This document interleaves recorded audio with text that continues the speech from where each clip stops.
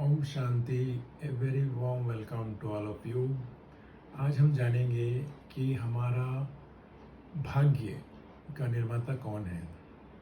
क्या कोई मनुष्य आत्मा है, या कोई परिस्थिति है, या स्वयं भगवान है, या हम खुद हैं।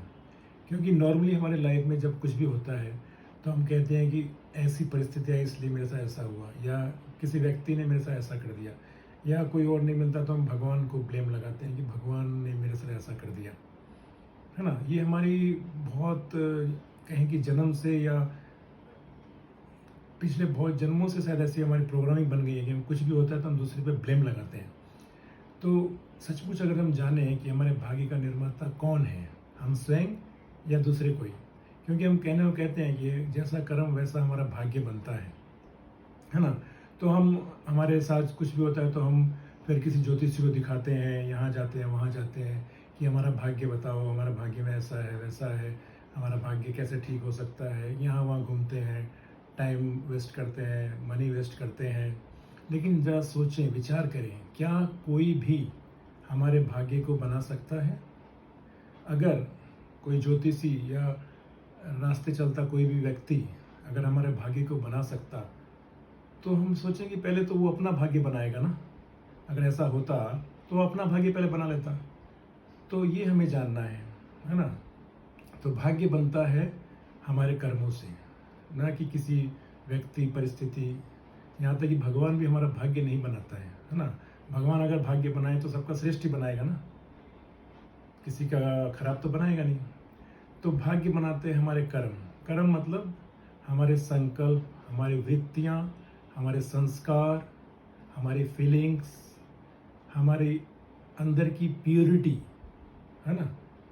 मन के अंदर जो फीलिंग्स है हमारी, वो हमारे कर्म बनाते हैं और उस कर्म से भाग्य बनता है।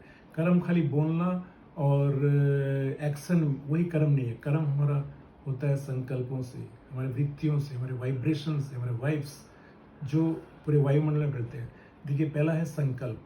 संकल्प से वृत्त बनता है। वृत्त मतलब सर्कल, यानी कि हमारे चारों तरफ एक सर्किल बनता है। जैसे हमारे सोच चलते हैं उस अनुसार एक सर्किल बनते जाता है। जैसे जो कहते हैं ऑरा, है ना। देखो, किसी हम साधु सन्यासी के पास जाते हैं तो उनका ऑरा, ललाट बहुत चमकता है। क्यों? क्योंकि उनके संकल्प ऐसे हैं। तो हमारे भी संकल्प जब ऐसे होंगे, हमारा वृत्ति, हमारे वाइब्रेशन वही फैलेंगे दुनिया में, है ना। तो उसके आधार पर ही हमारे भाग्य बनता है।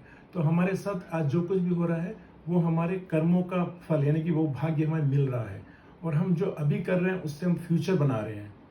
तो हमें कहीं भी किसी के पास हमारे भाग्य के लिए जाने की जरूरत नहीं है। हमारे भाग्य के निर्माता हम स्वयं हैं। हम अपने कर्मों से अपने भाग्य को बना सकते हैं या बिगाड़ सकते हैं। अगर हमारा अभी कुछ नहीं सही भी है, कोई बात नहीं है। अभी हमें प्रेजेंट हमारे हाथ में है।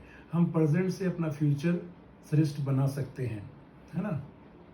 तो हमें यही जानना है, यही समझना है, इसको गहराई से समझना है कि हम अपने भाग्य के निर्माता हम स्वयं हैं। क्योंकि हम जब दूसरों को ब्लेम लगाते हैं तो हम अपने लिए कुछ करते हैं, क्योंकि सोचते हैं कि उसके कारण हुआ है ना, तो वो ठीक होगा तो मेरा भाग्य ठीक होगा, है। लेकिन हम जब खुद की रेस्पॉन्सिबिलिटी लेते हैं कि ये सब जो कुछ भी हुआ है मेरे कारण हुआ है, जब रेस्पॉन्सिबिलिटी खुद की ले लेते हैं तो हम अवेयर हो जाते हैं, अटेंशन आ जाता है हमारे खुद पर।